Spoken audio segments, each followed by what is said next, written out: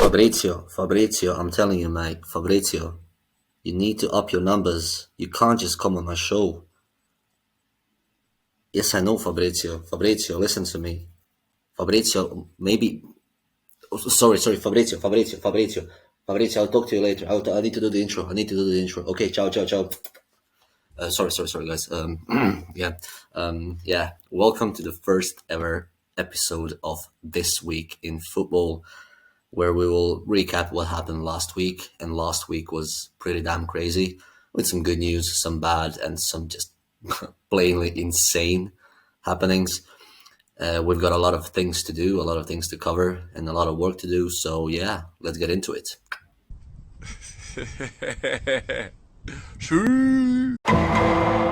We start off with Chelsea's 6-0 battering of Everton, in which Cole Palmer scored 4 goals, including a hat-trick in the first 29 minutes of the match. Nicholas Jackson and Alfie Gilchrist found themselves on the score sheet as well.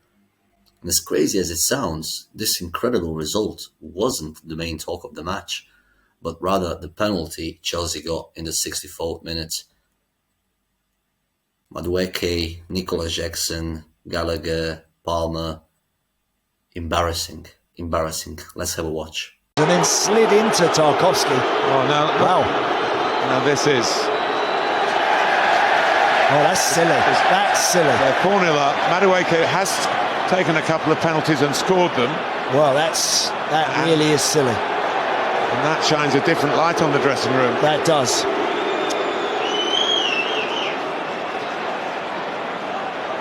I was watching this unfold live and couldn't believe what I was seeing. You're 4-0 up and you're fighting over a penalty like children. Regardless of what's happening in the dressing room, players need to show unity on the pitch, always. And it's simple as that. And Pochettino has failed in achieving that, and it will be interesting to see how the season will unfold for Chelsea. Pochettino has got an incredibly difficult task ahead of him, and if history has taught us anything about Chelsea, he'll probably be the first one to leave. Not the players. The players are aware they are a much more valuable asset to the club than the manager. 10-year contracts will do that to players' minds. And in any case, both Cole Palmer and Mauricio Pochettino have given media statements regarding the embarrassing scenes on the pitch, with Palmer saying that he's the penalty taker who wanted to take the penalty and he took it.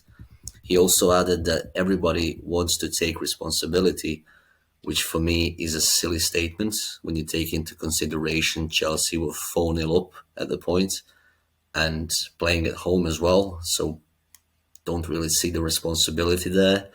It's not to win the match in the 95th minute or to draw the match. You're 4-0 up.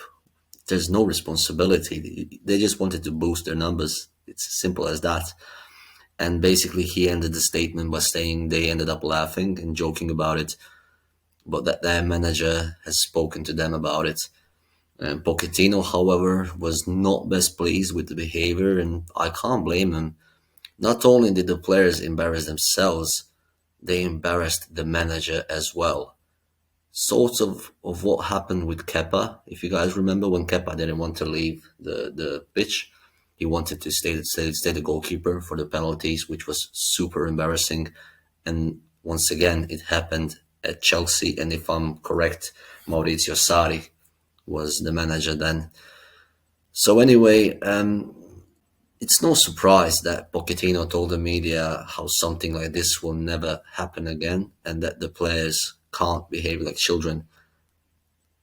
You need to convince yourself. If you can't convince the fans, if you can't convince the players, then you need to convince yourself. And of course he's going to say something like this, but the question is how much of an authority he really is in that dressing room, and we will see if he will make it to September. Simple as that. Management of a press conference. Unfortunately for Pochettino, his troubles didn't end there, as he was greeted by journalists at the post-match press conference, who naturally only wanted to talk about the penalty incident, which must have been pretty hard to take for Pochettino. His team just won 6-0 and nobody in attendance cares. Finally, a proper result to be proud of, and it's overshadowed by his players behaving like children. Before leaving the press conference, Pochettino got into an argument with journalists. One of them even blamed them for, and I quote, shit management of a press conference. You all one press conference. You stopped the press conference. We didn't stop the press conference. Eh? You stopped the press conference. No, the first question was in this way was Management of a press conference. Curiously enough, the man that said that at the end is Neil Barnett, who was a Chelsea media employee for a staggering 32 years. He was their stadium announcer as well. And then he got axed. And according to Chelsea fans, he became incredibly sour after being let go. So he always goes to Chelsea press conferences and tries to instigate and ask ridiculous questions in order to get a reaction. And this is exactly what I've been saying in my introductory video. This is the state of football-related journalism. Football-related YouTube channels, influencers, everyone, basically everyone. You've got great journalists, of course, but most of them just want to ask a stupid, provocative question, get a reaction, get a one-liner that is controversial, put it into the headline, and yeah, just earn money from ad revenue. And you're drifting further and further apart from the employees at the club, basically just becoming enemies. And this is not how it should be. This is not how it should be, guys. Yeah, I prefer to kill him. Before we move on to the insane thing that happened in Saudi Arabia, I just want to remind Chelsea of one of, in my opinion, the best managers they ever had, and what he would do in the penalty incident situation. If a player doesn't do what you ask him to do for the team, he is out. I always talk about education and respect, and I demand this, I give this, but I demand this. And if someone haven't the good attitude during the organization or good behaviors in different circumstances, yeah, I prefer to kill him and to earn, yeah, but I prefer to kill him and to earn 22 players. If the manager closes the eyes and he doesn't want to see the bad situation, you lose the changing room. Now, when it comes to the incident in Saudi Arabia, yeah, no introduction is needed. Just watch this.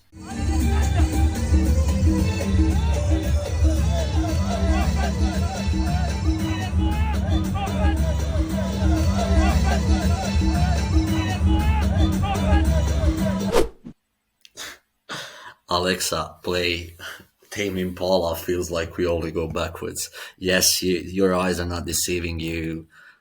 That fan from the stands just whipped the player twice.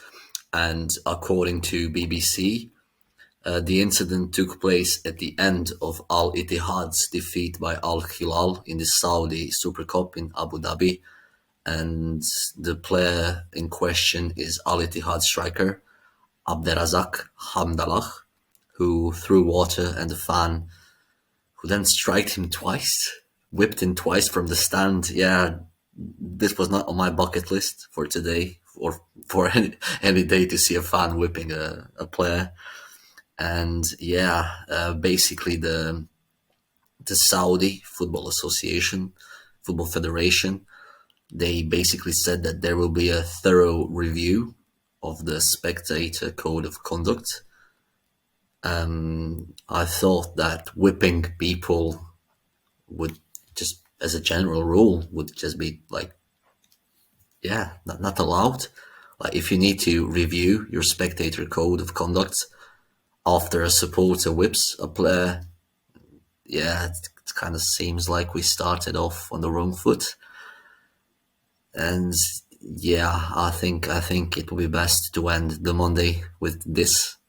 Yeah, let's forget about what we just watched. I think it's best and move on to Tuesday. And Tuesday meant that we can finally watch one of the most exciting competitions in the world, the National League North. Boston United played Banbury and they beat them actually 1-0. Should have been more. Yeah, maybe the goal was offside, but yeah, it wasn't 100%. It was a 100% clear goal. So yeah, let's stick to it. Stop Drogba getting himself into further trouble. Another competition was being played at the same time as the National League North.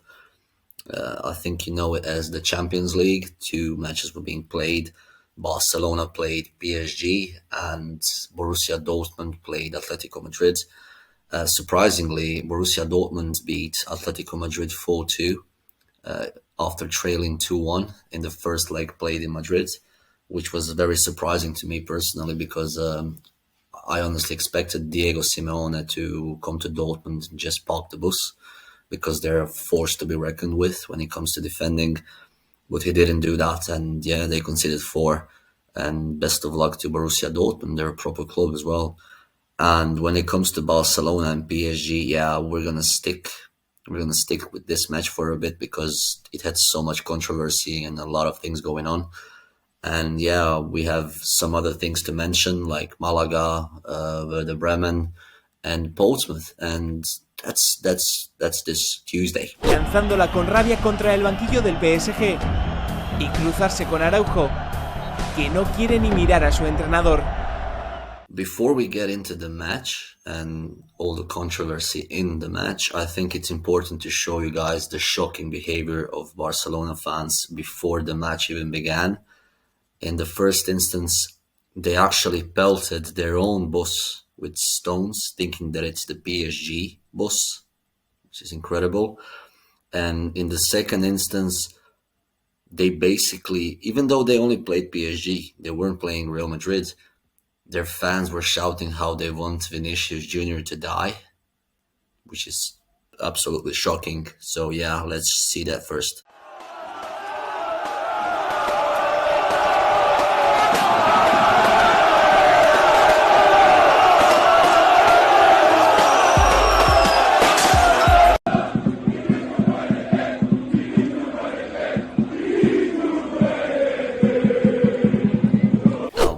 To pelting team buses with stones and chanting how you want someone to die, someone you never met personally, you never talked to, I think we can all agree that it's not the way forward for football, and I think it just harms the reputation of football. And you do want to bring your child to a scene where people are chanting how they want someone to die, throwing stones at buses? You're not. So yeah, we need to take a step back and always call out this behavior. Otherwise, it's just going to spread like a wildfire and it's going to ruin our sport. Now, regarding the match, Barcelona actually started good. They took the lead in the 12th minute. Rafinha scored and things were looking good. They were winning 4-2 on aggregate. But then Araujo in the 29th minute got a controversial red card that you guys can see on the screen right now.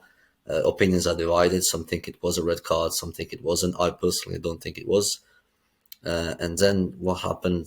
They just folded. Barcelona just folded. Xavi lost his temper. He started kicking everything around him. He couldn't believe. And he transmitted that energy towards his players, who then also folded. So it's no surprise that PSG scored 4. They capitalized on this weakness they shown, and they scored 4, and they're going through. They beat them 4-1, 6-4 on aggregate. And yeah, not a good look for Xavi, not a good look for Barcelona.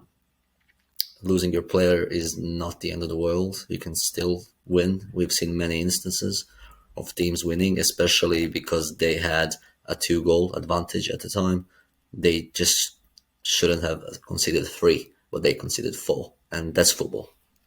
Moving on from Barcelona to another place in Spain, it's Malaga, where a Malaga player, Dani Lopez, actually accepted €50 from a fan in exchange for his shirt. and he commented on the act saying the club asked us for €50 after a certain number of shirts given away. I'm not a millionaire, it only seemed natural to accept it. I know what you're thinking, how is he not a millionaire? He plays for Malaga. Yeah, Malaga are in the third division. The days when they were playing Champions League are 12, 13 years behind us when they had Cazorla and Isco. Time flies, guys. Time flies. Remember Naby Keita, the former Liverpool player who played there 5 years, won the Premier League, won the Champions League.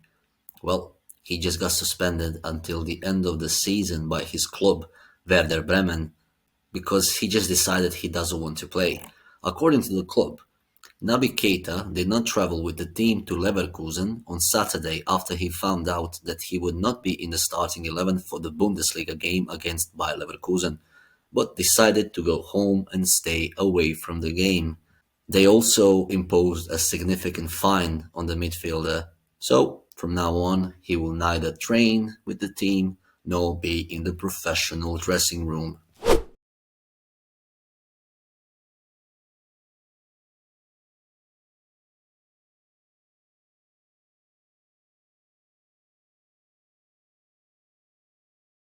This fantastic footage you're watching are actually Portsmouth fans running onto the pitch of their beloved Fratton Park after Portsmouth beat Barnsley 3-2 and thus won the league, and after 12 years of absence are finally going up to the championship. You love to say it. I love Portsmouth. They're a proper club. I still remember when they were in the Premier League.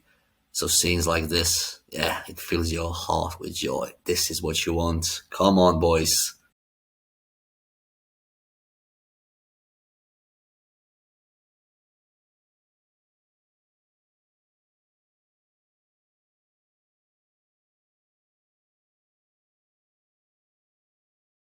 Right, guys. Well, that's it for Tuesday, and it would be best to go to Wednesday. But as you can see, it's the 17th minute of the video right now, and we're only 2 days in.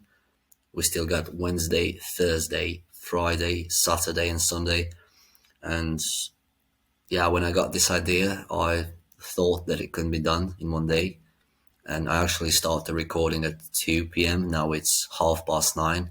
So I don't think it can be done in a day. I think I need to do it continuously every single day. I need to, if not, then maybe start 3 days earlier, because there's a lot of work, and I want to show you guys all the best news and the most important ones, the most intriguing ones, the most interesting news, and news where we can learn some new stuff as well together. And I think that for the first time of me doing this, I think it would be best if we stopped with the long explanations and long reading of the news and just speed run through it all, because I know you guys, your time is valuable, and I don't want to be the guy that posts videos that are 40 minutes long. I want to keep it brief, but also give out as many information as I can. So I think some news just need to be tackled on that very same day, because, for example, the FA decision to scrap the FA Cup replays from the first round is ridiculous. It's shambolic, and I should have made a video on that day, but I didn't even have a channel on that day. I just got the idea on Saturday and maybe Friday night. So I couldn't really prepare it a week in advance, and yeah, I think it will be best to tackle some issues on that very same day when it happens, and maybe leave some of the fun news, let's call it like that, for the week in football. I still need to process how to do it properly, and this is why I'm being honest with you guys. This is why I'm being transparent and saying, yeah, I thought it would be a lot better. I thought it would work. But yeah, as you can see, 17 minutes in, we only completed 2 days. We still got 5 days to go. And honestly, those 5 days are ridiculous. They're full of news. And I'm just going to read some of them to you guys. So basically, on Wednesday, as you know, Arsenal lost to Bayern Munich and was exited the Champions League. So I have some things as an Arsenal fan to say about that, about Saka having zero effectiveness in the match. Short and brief, I honestly think that without a proper striker, Arsenal will not make that extra step in the league, in the Champions League. And I hope that in the summer we get a striker, and that's it. I also had an Arteta's statement regarding the lack of strikers, and he just said it is what it is. We just need to work around it, and we can't to a certain point. I agree with him, but for that extra step, yeah, we can't, because they know we don't have a proper striker, so they can just close our wings and our midfield, and that's it. City lost to Real Madrid on penalties. Haaland is nowhere to be seen, and I think that's because Haaland, as a striker, this is the first time in his life, I think, where he's basically receiving proper criticism day in, day out, week in, week out. And I think this is make or break for Erling. I think this is where he will basically show if he's as iron as it seems. So it will be interesting to see. Cristiano Ronaldo won the lawsuit against Juventus. He's gonna get like 20 million euros from Juventus. Of course, you got the FA Cup, the FA decision about the FA Cup, which is ridiculous. I think I'm gonna make a short video on it tomorrow, because Mark Goldbridge posted an insane opinion on Twitter, which I don't think he should ever post. It just doesn't make any sense. Aston Villa beat Lille on penalties in the Europa League, and we learned a new rule about bookings, that if you get a booking in regular time, it doesn't really transfer to the shootouts. But he's still banned for the first semi-final. And I actually learned a new rule as well. So if a goal kick is launched into the air, leaves the box, but wind blows it back into the same goal, the result is not a goal for the opposing team. The result is a corner kick for the opposing team. And if you guys remember, there is no passion, there is no aggression, there is nothing. The Chelsea fan, he unfortunately passed away, age only 27. So yeah, that's really sad. Vitesse, the team from Holland, got deducted 18 points, and they now lie on -1 point. I've never seen this. I'm gonna put a picture of this. We have that much time. Mario Gomez had a few statements on Manuel Neuer, saying how he revolutionized the goalkeeping game, and we won't realize it until maybe 20 years pass. And I agree with him to a sense. He was the first one I ever saw that was like standing on the half line, just being him. And then you got all the keepers going all the way forward, basically acting as a CDM to a point. On Saturday, Boston United secured playoffs. They beat Hereford. Chelsea lost to City in the FA Cup semi-final, and it just showed how bad the situation is in Chelsea, because there's a video of Thiago Silva crying at the end. Meanwhile, Madueke, the guy from Monday who wanted to fight over the penalty, he was just laughing with Grealish, which is ridiculous. Cardiff City, they started a legal action against FC Nantes, which is just ridiculous. Like zero compassion towards Emiliano, that passed away in a plane crash. They plan to submit an invoice of 120 million euros to the French club, because they believe that they had a 54.2% chance of avoiding relegation with Emiliano Sala, which is just embarrassing, and I can't believe they went that far. And when it comes to Sunday, Leverkusen once again didn't lose. They equalized in the 98th minute against Borussia Dortmund. Stanisic scored, Josip Stanisic, a Croatian guy. So that's the longest unbeaten run ever by a team in Europe's top 5 leagues. 45 games played across all competitions, 38 wins, 7 draws. Absolutely insane. United barely beat Coventry on penalties in the FA Cup semi-final. Antony was yet again embarrassing, and there was again talk about VAR.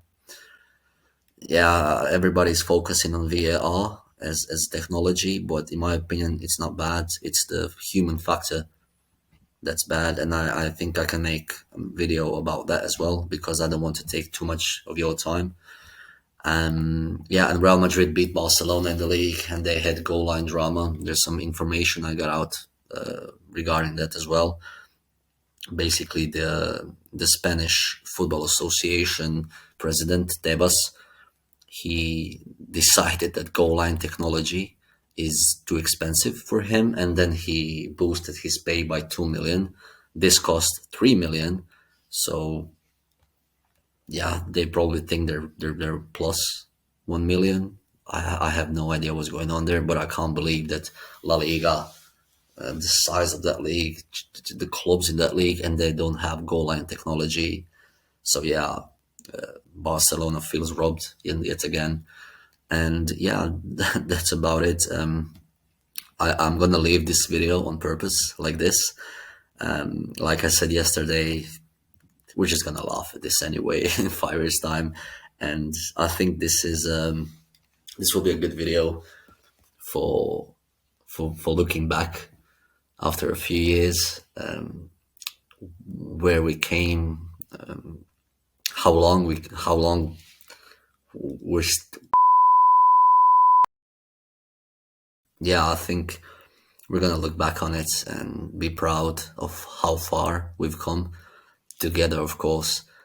Like I said, guys, this is my dream. I will make this work. I just need to learn. Just moving forward, learn with every step I take.